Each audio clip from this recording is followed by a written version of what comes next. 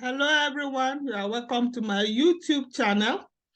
The topic I'll be discussing today is an interesting topic. It is titled Mechanisms of Antimicrobial Resistance. What is antimicrobial resistance? Antimicrobial resistance is defined as resistance of a microorganism to an antimicrobial agent to which it was originally susceptible or sensitive. What is an antimicrobial agent? An antimicrobial agent is an agent that kills microorganisms, particularly pathogens. Antimicrobial agent could be antiviral agent, antifungal agent, antibiotic, specifically against bacteria, and antiprotozoal agent.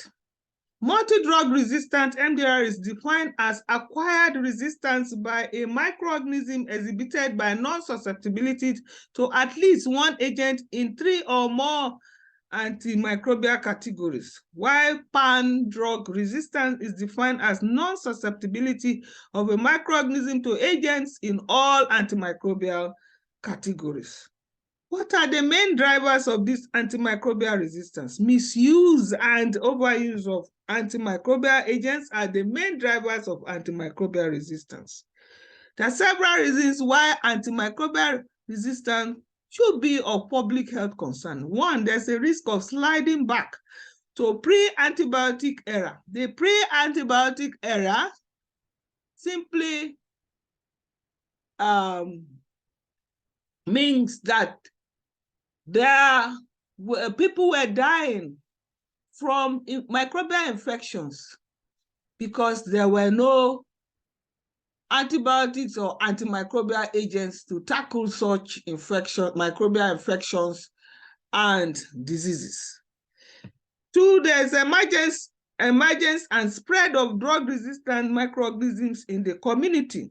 There's a global threat of multi-drug resistant and pan-resistant bacteria developing, the so-called superbugs. There is also the risk of treatment failure leading to increased mortality and selection pressure of antibiotics, where antibiotics, if not properly used, lead to selection of resistant bacteria to grow in place of the susceptible ones. There is also a longer hospital stay by patients, particularly with the arrival of methicillin-resistant Staphylococcus aureus. This may cause longer hospital stay for patients. There are also economic implications, since second and third line regimens are more expensive than first line drugs.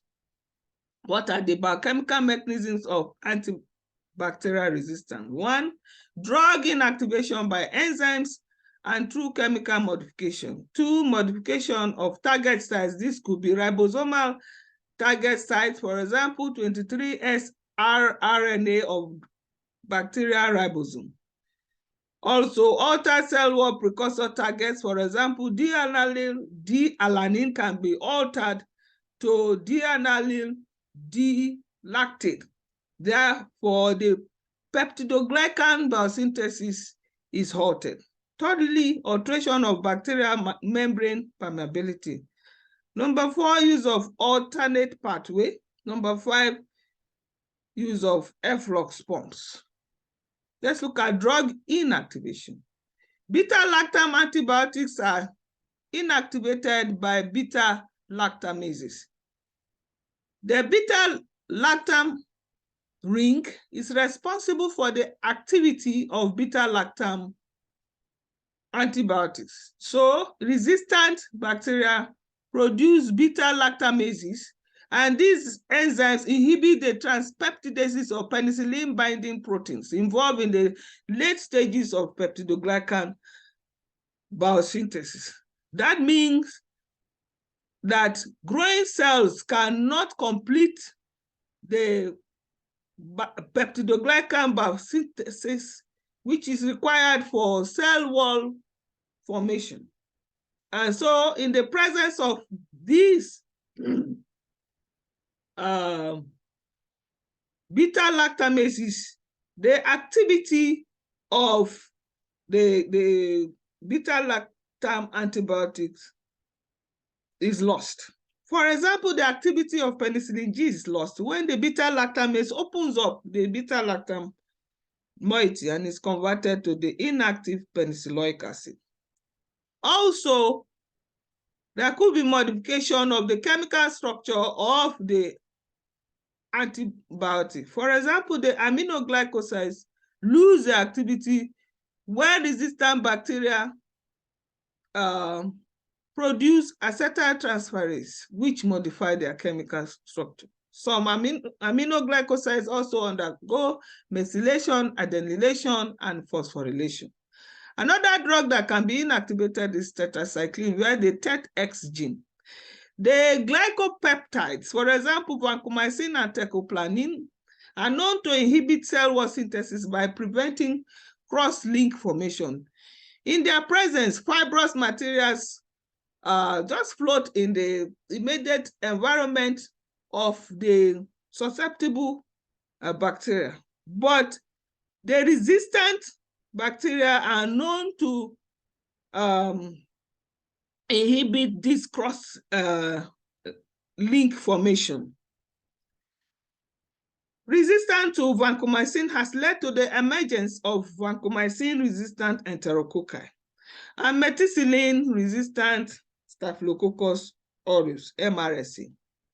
2, modification of target sites. Alteration in the structure of penicillin-binding proteins, PBPs. The PBP2A in Staph aureus, by acquisition of the MEK-A gene, may decrease the ability of the antibiotic to bind effectively to the protein. Resistance to aminoglycoside may occur via ribosomal mutation, where you have altered 30S ribosome. Methylation of rRNA or ribosomal rRNA at the active site, most commonly involving the ERM genes, reduces the ability of macrolide antibiotics to bind to the ribosome. This has been seen in the resistance to erythromycin by resistant strains of streptococci, where methylation or methylating agent cause a reduction of the binding of erythromycin to the ribosome. Vancomycin-resistant enterococci are known to change the terminal D-aniline in the peptide side chain of the growing peptidoglycan to D-aniline D-lactate. Thirdly, you have alteration of bacterial membrane permeability. Daptomycin is known to depolarize cell membrane, and the cell membrane is charged with the responsibility of selectively allowing nutrients and other substances into the cell. In the face of losing, at the risk rather, of losing the semi-permeability function, the antibiotic, which normally acts by depolarizing cell membrane, is able to act, but will require calcium ions for binding in order to depolarize cell membrane. So mutations in genes, for example, NPRF alters the charge of the cell membrane surface to positive, thereby inhibiting the binding of calcium. Outer membrane of gram-negative bacteria acts as a barrier to antibiotics. Fourthly, the use of alternate pathways by resistant bacteria is another biochemical mechanism by which resistant bacteria are known to cause antimicrobial resistance. Resistant bacteria may either use an alternate pathway to bypass a sequence inhibited by the agent or increase the production of the target metabolite. For example, some bacteria are known to be resistant to sulfonamides, use preformed folic acid from their surroundings rather than synthesize it themselves. So the structural analog of sulfonamide, which is para-aminobenzoic acid, which is involved in the biosynthesis of folic acid, is not necessarily required again by this resistant bacteria, since they can use preformed folic acid from their surroundings. Other strains increase their production of folic acid and thus counteract sulfonamide inhibition. Efflux pumps, which are also known as plasma membrane translocases, are used by resistant bacteria to as a biochemical mechanism as a biochemical mechanism of antimicrobial resistance. Bacteria are known to possess chromosomally encoded genes for efflux pumps, and many of these pumps will transport a large variety of antimicrobial agents, so they are known as multi-drug MDR efflux pumps.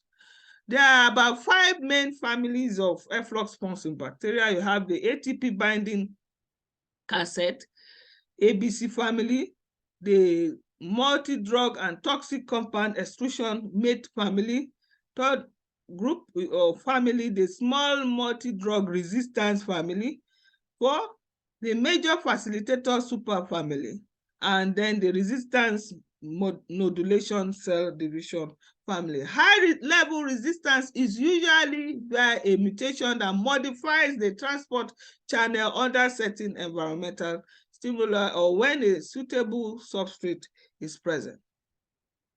Recently, we have the isolation of Carbapenem Resistant Pseudomonas aeruginosa from eye drops. CDC is currently investigating a multi-state outbreak of Carbapenem Resistant Pseudomonas aeruginosa linked to eye drops and 1 death.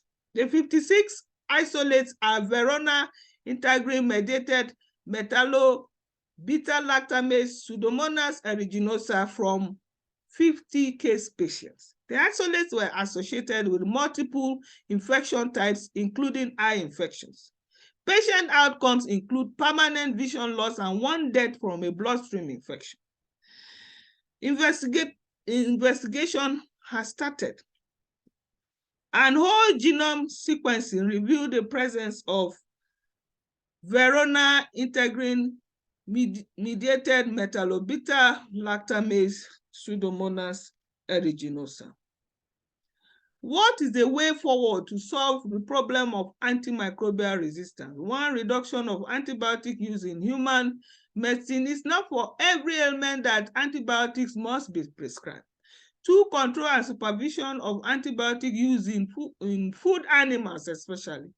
Food animals are administered all kinds of antibiotics, encouraging microbial resistance. 3, development of novel antimicrobial agents. Though the development of novel antimicrobial agents is expensive, but this is another way forward to solve the problem of antimicrobial resistance. And again, the use of bacteriophages to infect resistant bacteria. This is known as phage therapy. and they will insert their nucleic acid into the chromosome of the resistant strains of bacteria, and so that will eventually lead to the production of missense or nonsense proteins in the resistant bacteria, and that means that it can be used to solve antimicrobial resistance. Here are some links for further reading. Thank you for listening.